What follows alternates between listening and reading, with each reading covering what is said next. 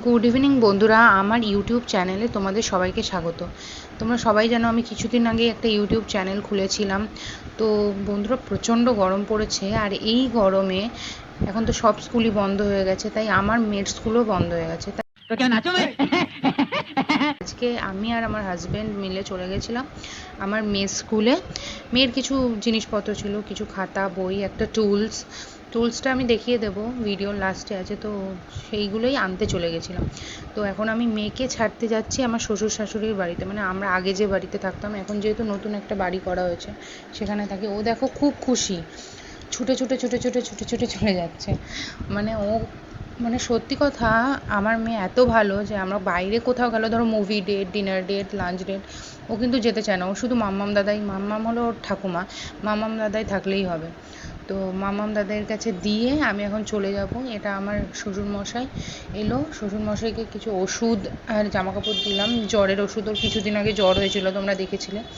তো সবাইকে tata bye bye করে এখন আমি চলে যাচ্ছি সোজা স্কুলে।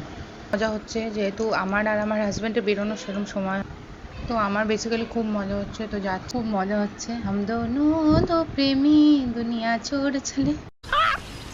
मस्त जोक मारा रे ये हंस रे हलकट हंस প্লিজ সবাই মনে করো না যে ন্যাকামো মারছি, মানে জাস্ট ভালো লাগছে। আর এটা হলো খিদিরপুরের ওই জায়গাটা যেখানে ব্রিজটা উঠে যায়। অনেকেই তোমরা জানো, অনেকেই জানো না। আমি যদি কোনো দিন দেখতে পাই ব্রিজটা ওঠার জিনিস, মানে ওঠার যে সিস্টেমটা, সেটা তোমাদের দেখাবো, ভালো লাগবে, বেশ মজা লাগবে। ফার্স্টবার দেখতে খুব ভালো লাগে, আমারও লেগেছিলো। তো প্রায় স্কুল চলে এসেছি, এবার স্কুলে আমি, তো এটা এখন আমি স্কুলে ঢুকে যাচ্ছি। পেছন দিয়ে আমার এখন মেয়ে চেঁচাচ্ছে যখন ভয়েস ওভারটা দিচ্ছি, তোমরা কিছু প্লিজ মনে করো না। তো স্কুলে ঢুকছি। এই স্কুলটা কিন্তু প্রচণ্ড বড় এরিয়া মানে জুড়ে তৈরি। এই স্কুলটা স্টার্ট হয় 1885-এ।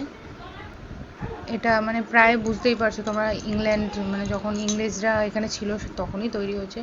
এর স্কুলটার নাম সেন্ট টেরেজা সেকেন্ডারি স্কুল। তোমরা দেখতে পাচ্ছ, সালটা আমি দেখাতে পারছি না, সালটা একটু উঁচুতে আছে, তো খুব ছোটোভাবে আসছে। তো এখানে কিছু একটা নোটিশ দিয়েছে, পড়ে ঠোরে আমি এখন ক্লাসে ঢুকে যাব। ওদের ক্লাসে, ও হলো 1-এ পড়ে, 1-এর বি সেকশনে পড়ে, তো সেদিকেই এখন যাচ্ছি। তো বিএ সেকশনে পড়ে সেদিকেই যাচ্ছি। দেখো আমি উপরে উঠে যাচ্ছি, উপরে উঠে গিয়ে জাস্ট ফার্স্ট ফ্লোরেই ওর সেকেন্ড রুমটা, আমি ঢুকেও গেছি এখানে।